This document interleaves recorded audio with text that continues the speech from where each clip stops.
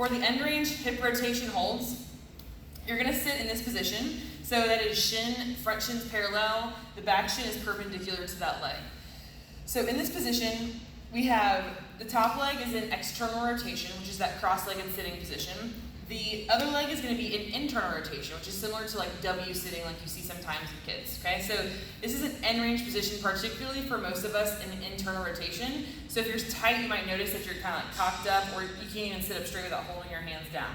So you're going to try to stay upright as you can, trying to kind of sink this butt cheek to the ground, keeping my torso upright versus being, hunched forward in different positions. Now, if you're sort of flexible here and you're able to be upright, you can actually lean forward ever so slightly to take up more slack.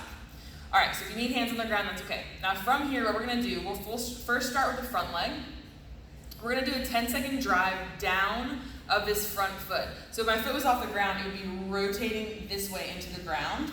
And so you won't be able to see that because the ground's in the way, but I'm gonna push as hard as I can for 10 seconds so that outside of my ankle is driving into the ground.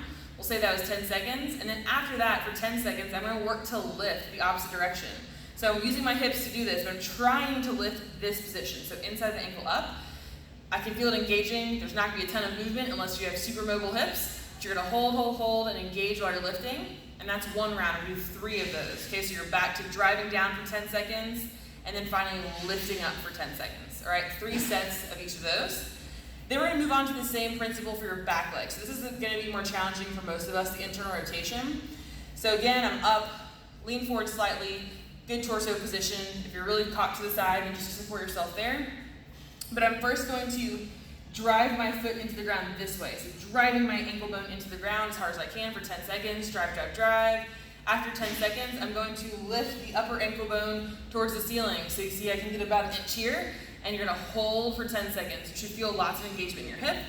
Again, that's one round. So drive down for 10, lift for 10, down for 10, lift for 10, all right? That's one side. You're gonna switch sides and do the same thing.